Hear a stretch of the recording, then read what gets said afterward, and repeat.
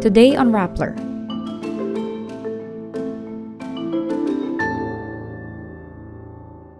Senator Tulfo supports the decriminalization of libel except against peddlers of disinformation. Noche Buena celebrations will cost more as inflation continues to rise. Chinese protest COVID restrictions through blank sheets of paper. Kobe Bryant's eldest daughter Natalia asks for a restraining order against a gun-buying stalker. The Star Magic Christmas Ball is back. Love team Donny and Belle Mariano talk about the inconvenience of love. And South Korean singer Chuu is removed from group LOONA, while former EXO member Chris Woo is sentenced for rape. Senator Tulfo expresses support for the decriminalization of libel, but highlights that those who spread disinformation should be exempted from this. Tulfo actively participates in the hearing of the Senate Committee on Public Information and Mass Media, which seeks to find legislative answers to mitigating the spread of false information on the internet. Tulfo says those who deserve immunity from libel are only practitioners who are from established news organizations. Ano naman po yung mga walang accountability, yung mga taong gusto ko lang maging media and then magbubukas po siya ng channel sa internet, banat siya ng banat, lahat ng kasinungalingan titira siya. University of the Philippines professor Danilo Araw clarifies decriminalizing libel does not mean abolishing libel. Civil libel cases could still be pursued, but Tulfo says disinformation actors have to face jail for spreading lies. He suggests accredited journalists from organizations like the Kapisanan ng mga broadcaster ng Pilipinas can be given immunity. Filipino consumers must brace for pricier Noche Buena celebrations as inflation continues to rise this Yuletide season. In the suggested retail price or SRP guide released by the Department of Trade and Industry for common Noche Buena products, 195 out of 223 in the list raised prices, with nearly half climbing by more than 10%.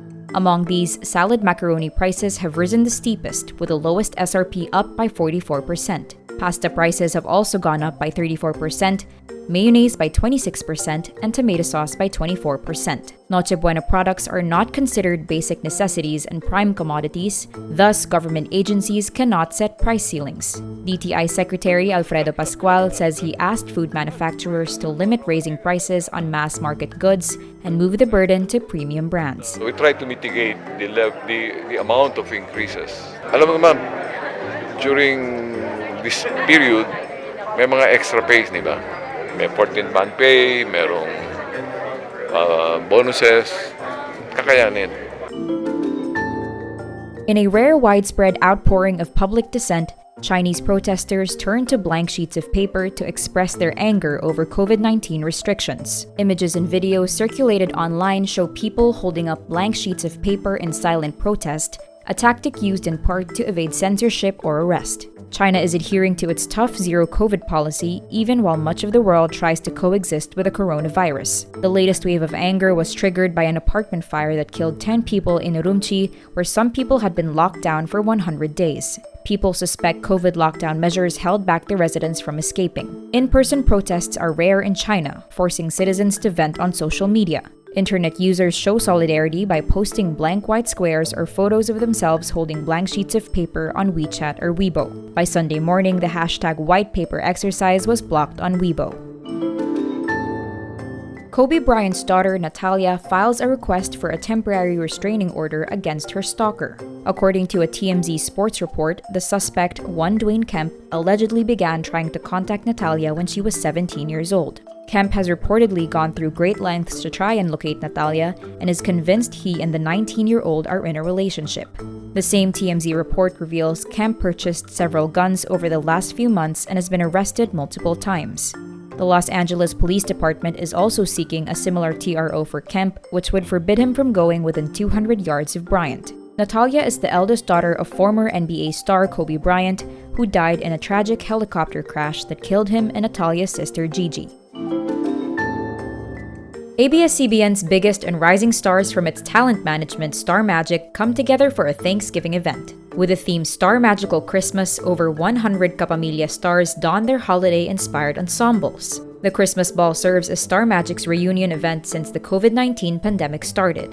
An ABS-CBN report says funds raised during the holiday event will go to Anawim, a home for the poor and abandoned elderly people founded by preacher Bo Sanchez. Star Magic is celebrating its 30th anniversary this 2022. Here are more of the memorable looks at the 2022 Star Magical Christmas Ball.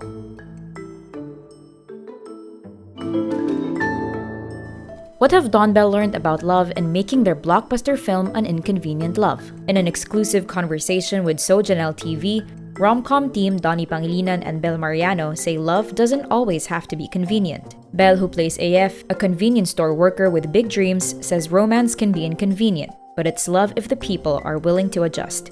Donny, who viewers see as florist and company heir Manny, believes the inconvenience is part of the journey and says it's actually worth it. Donny and Belle recently visited the United States to promote the movie. An Inconvenient Love, released on November 23, is the first Star Cinema film to premiere on the big screen since the pandemic began. South Korean singer Chuu is removed from K-pop girl group LOONA after the group's agency says she was verbally abusing company staff. Entertainment agency Blockberry Creative says the decision was made after reports of Chuu allegedly abusing her power came to light. Fan reception to the announcement has been noticeably negative, with many dismissing the allegations of abuse as an excuse to fire Chuu after she supposedly voiced out concerns of being overworked and mistreated by management. Meantime, a Beijing court sentences former EXO member Chris Woo to 13 years in jail after finding him guilty of crimes including rape. An 18-year-old Chinese student publicly accused him of inducing her and other girls, some underage, to have sex with him. The court also says the China-born Canadian pop star, also known as Wu Yifan, would be deported, possibly after serving his sentence. And that's today's wrap. I'm Nina Liu, thank you for watching. Click the link below for the full story. Follow us on Rappler's YouTube, Facebook, Twitter, Instagram, and TikTok.